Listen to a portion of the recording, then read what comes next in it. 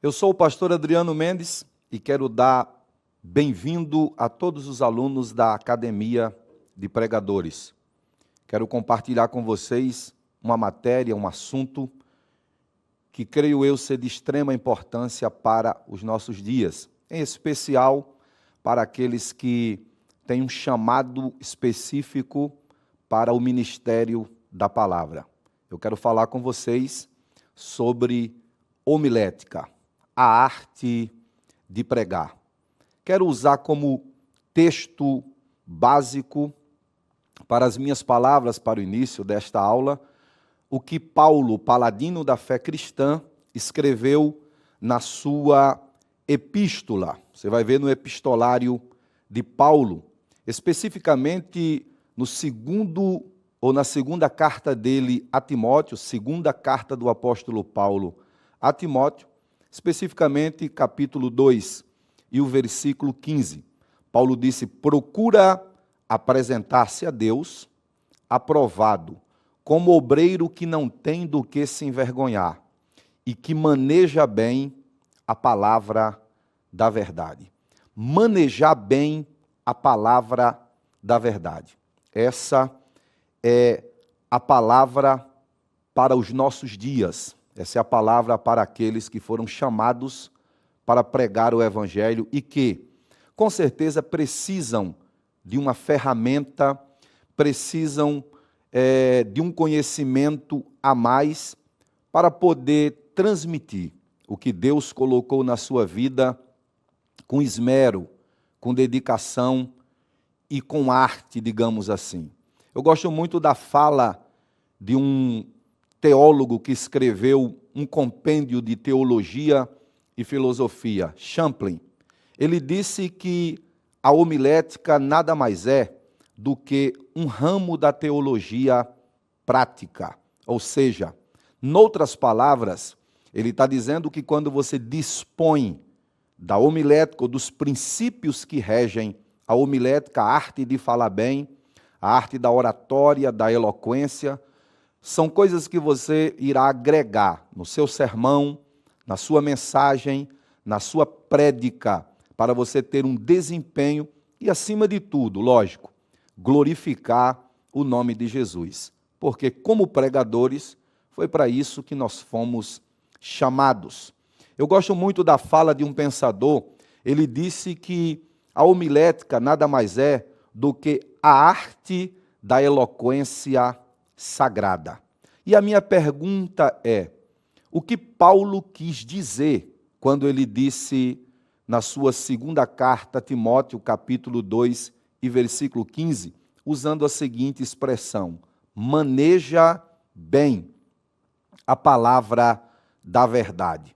O que Paulo, na verdade, está querendo passar para todos nós aqui que almejamos, aspiramos e fomos chamados para este ofício, o que Paulo está dizendo, na verdade, aqui, e isso vem de um verbo muito conhecido no grego, o que Paulo está dizendo aqui, na verdade, é que nós devemos fazer um corte reto, fazer um corte correto, assim como o agricultor ara a terra em linha reta, o carpinteiro corta a madeira em linha reta, bem como o pedreiro constrói a parede em linha reta, assim também o pregador deve fazer o corte correto, sem tortuosidade na palavra.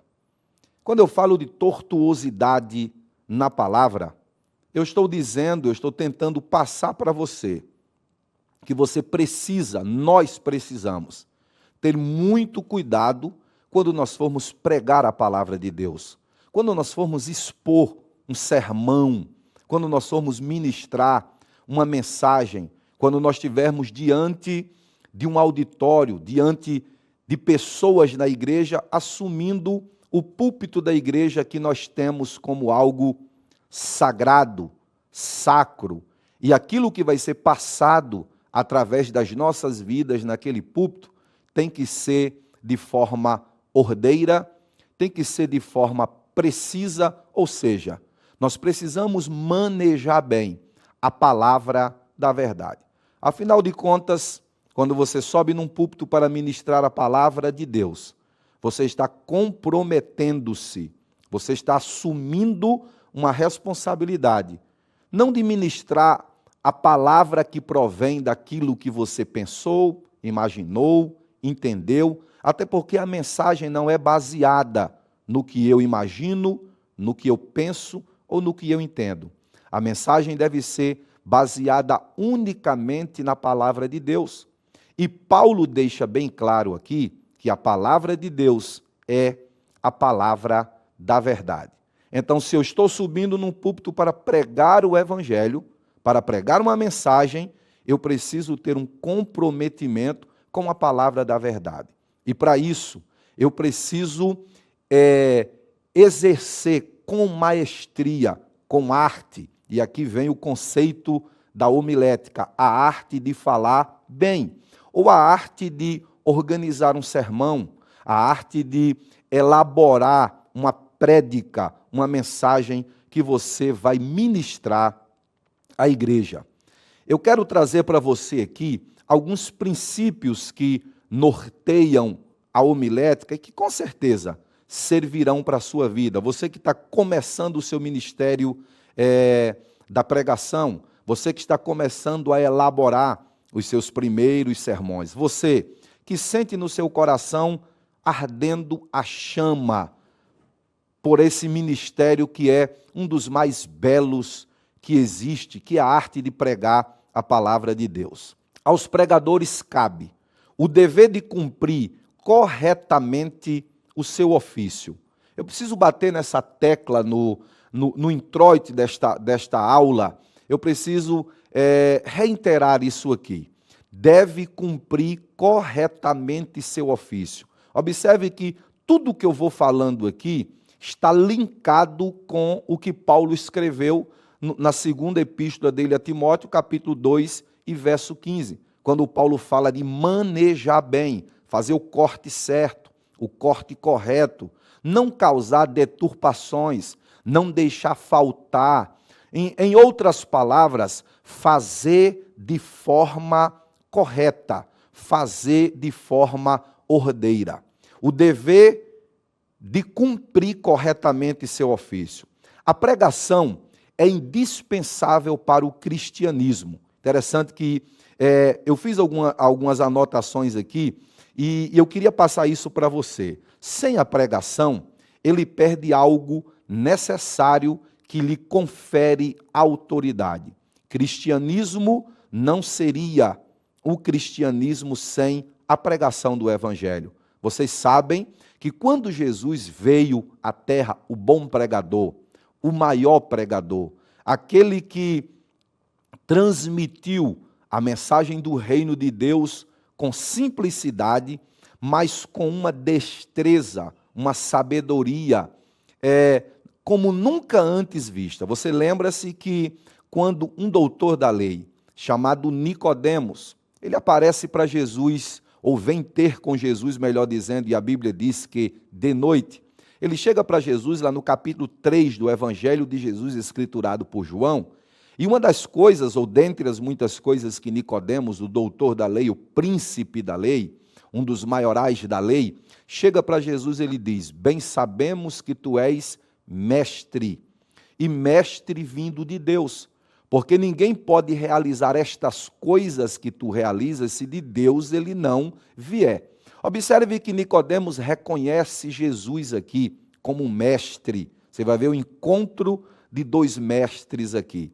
O diferencial do mestre Jesus para os mestres da lei daquela época, que estavam preocupados só com o estereótipo, que estavam preocupados só com a aparência, o que estava por fora, é que Jesus, quando ele falava, ele alcançava o coração das pessoas. As mensagens de Jesus eram mensagens simples, mas ia no coração das pessoas e fazia uma transformação de dentro para fora. É por isso que o cristianismo, sem dúvidas alguma,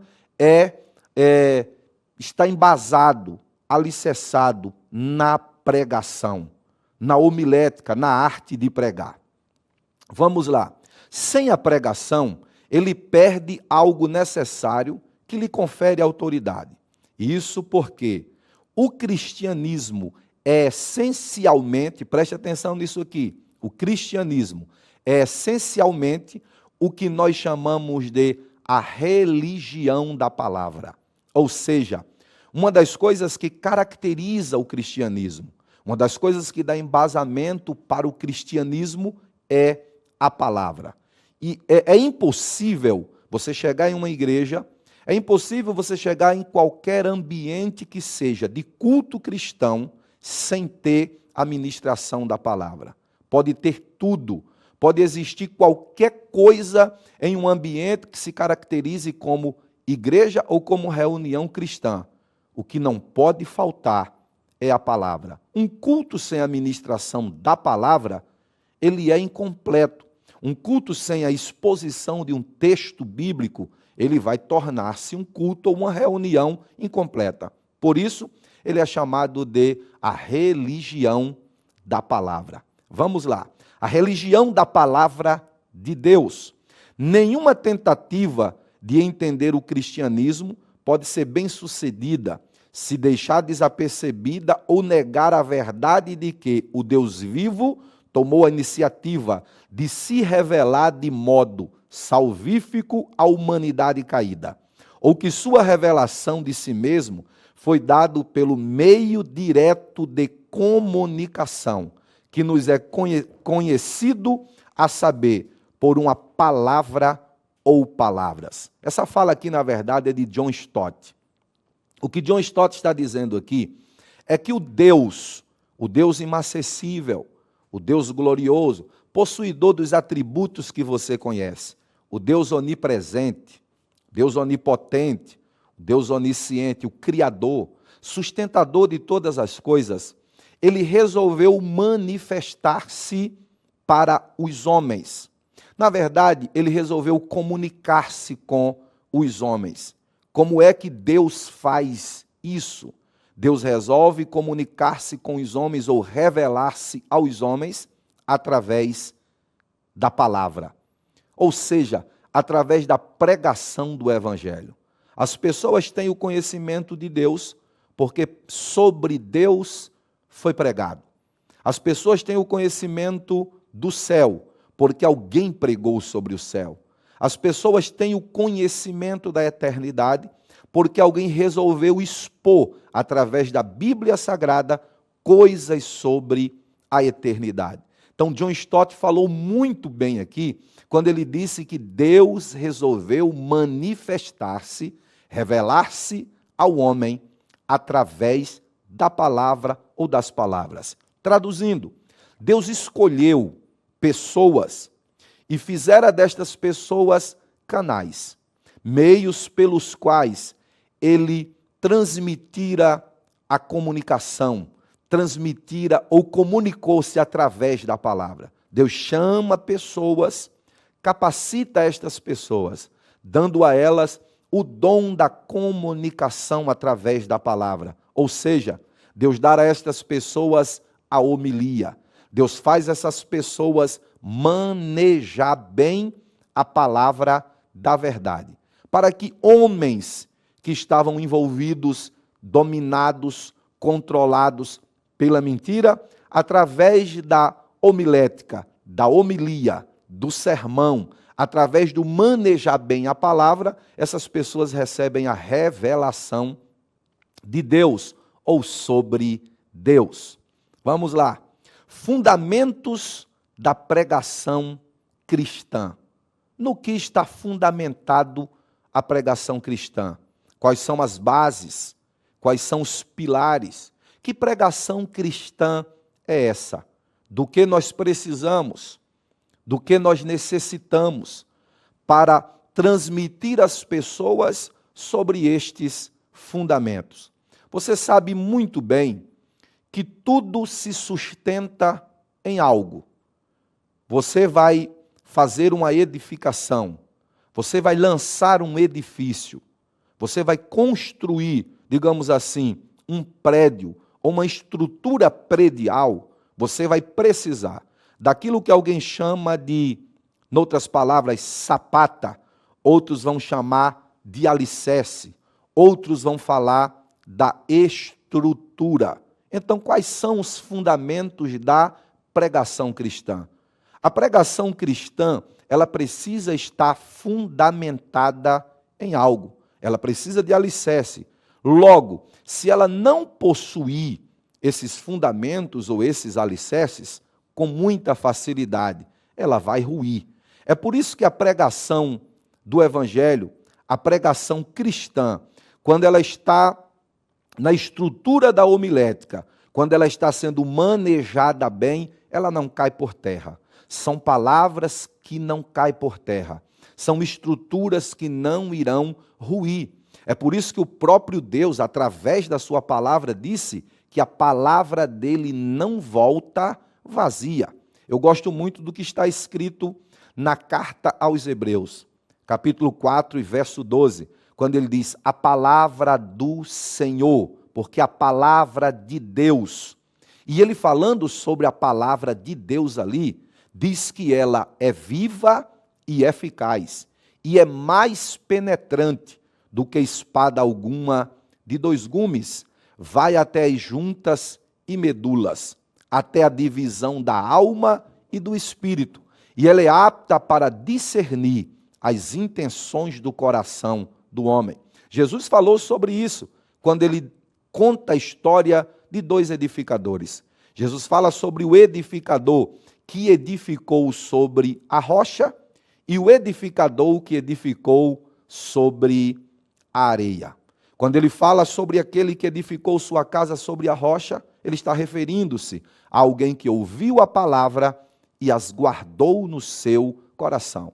Quando ele fala sobre aquele que edificou sobre a areia, ele vai falar sobre aquele que desprezou o ensinamento da palavra, desprezou a estrutura da palavra, fez pouco caso do alicerce que é a palavra. Logo, a Bíblia fala de tempestades que vieram sobre aquelas duas estruturas. E o resultado é que aquele que edificou sua casa sobre a rocha, a Bíblia diz que a tempestade veio, mas ela permaneceu de pé. Já aquele que desprezou o alicerce da palavra de Deus, o fundamento da palavra de Deus, a Bíblia diz que sua casa ruiu.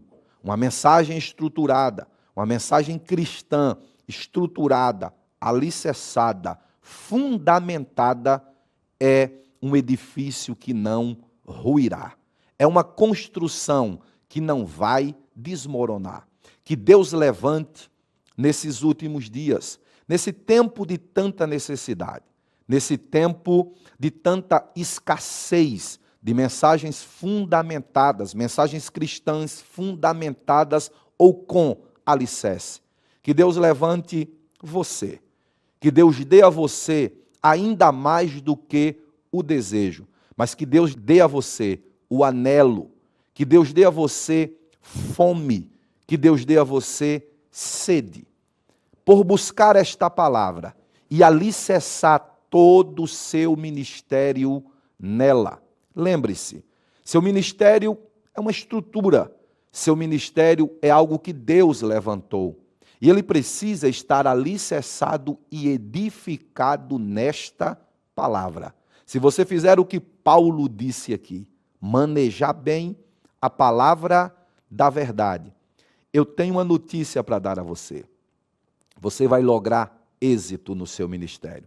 O seu ministério não será aquele ministério temporário. Eu nunca esqueço de uma palavra que eu ouvi há muito tempo atrás, de um pastor do estado do Goiás. Eu posso citar o nome dele aqui com muita alegria. Pastor Milton Macafelista, um exímio conhecedor da Bíblia Sagrada. Eu cheguei certa vez para ele e eu comecei a ver alguns movimentos que estavam surgindo naquela época, ainda era na minha mocidade. E eu estava começando o meu ministério, começando a pregar, e eu cheguei para ele e falei, pastor, me diga algo sobre esses ministérios que estão aparecendo aí, que não tem nenhum fundamento bíblico. Ele virou-se para mim com muita simplicidade na mesa da casa dele. Eu nunca esqueço, na ocasião ele estava fazendo uma exegese do capítulo 20 do livro do Apocalipse, para mim, me ensinando muitas coisas ali. Ele disse: meu filho, tudo passa, tudo isso é vento, tudo isso é modismo, tudo isso é tendência, mas se você perseverar na palavra, o seu ministério nunca vai ruir, o seu ministério nunca vai passar, porque todas as coisas passam, mas a palavra do Senhor permanece para sempre. Então, a pregação cristã, se ela estiver fundamentada na palavra, ela tem o alicerce mais sólido, ela tem a estrutura indestrutível, nada vai conseguir ruir ou derrubá-la. Espero você na próxima aula, eu tenho certeza que Deus tem algo para as nossas vidas.